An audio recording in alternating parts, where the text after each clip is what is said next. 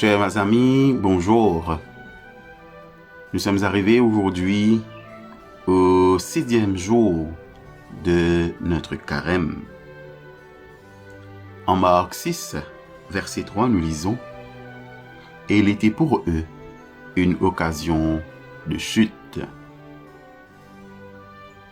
Pour notre méditation ce matin, nous nous intéresserons aux 6 premiers versets du chapitre 6 de l'évangile de Marc. Ces 6 versets nous donnent un merveilleux aperçu des caprices de la nature humaine, tout en renforçant à nouveau le sens de l'authenticité naturelle dans le récit de Marc. Jésus, fraîchement sorti d'exploits sensationnels dans toute la Galilée et au-delà, ayant été adulé par des foules records à chaque étape, retourne dans sa ville natale. Nous remarquons que même dans le cas de Jésus, qui était amour, transparent sur la bonté de Dieu et qui s'était éprouvé pour son peuple, les règlements de l'humanité dépravée suivent leur cours. La congrégation n'a pas du tout été impressionnée par lui. Peu importe ce qu'il disait ou faisait, il le connaissait, il l'avait connu alors qu'il n'était qu'un gosse. D'où a-t-il tiré tout ce charabia théologique, ces voix hautes et puissantes? Qui pense-t-il être? Il peut tirer de la laine sur les yeux des gens à Capharnaüm, mais il ne nous trompera pas. Et il était pour eux une occasion de chute. Cela a évidemment affligé Jésus, et il avait tellement hâte de rentrer chez lui. Ce devait être un moment de grâce tellement spécial. Il avait envie de partager avec sa mère et ses frères tout ce que Dieu son Père avait fait à travers lui, de raconter ses aventures et ses évasions, de les inquiéter pour l'avenir, et peut-être bien de rire avec eux des drôles de choses qui lui étaient arrivées sur le chemin de la synagogue.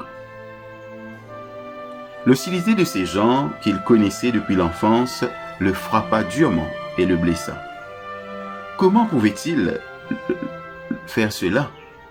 Pas seulement lui, mais eux-mêmes, car ils encrassaient leur propre nid, déchiraient le billet qui les éloignerait de ce gâchis qu'ils appelaient la vie quotidienne.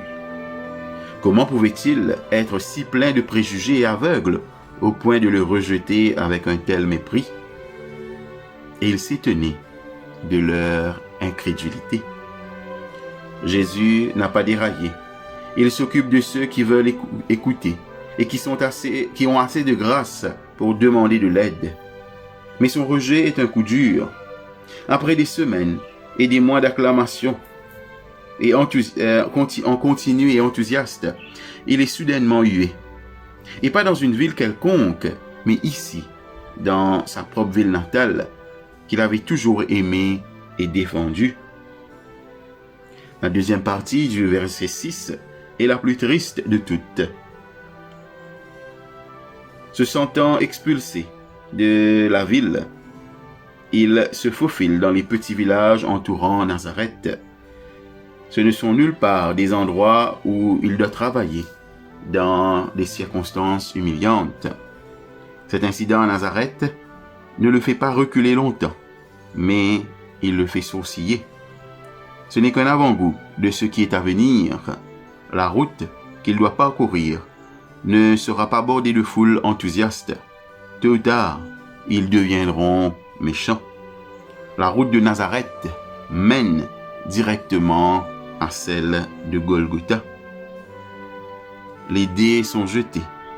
Il n'y a pas d'échappatoire à la volonté de Dieu. La question pour vous ce matin: quand mon orgueil et mes préjugés m'empêchent-ils d'entendre les paroles salvatrices de Dieu? Quand est-ce que mon orgueil et mes préjugés m'empêchent-ils d'entendre les paroles salvatrices de Dieu? Prions. Seigneur, quand la foule se retourne contre moi, et que je me sens aussi seul que Jésus. Que ton esprit me montre que tu es mon Père et que la paix réside dans l'accomplissement de ta volonté. Amen.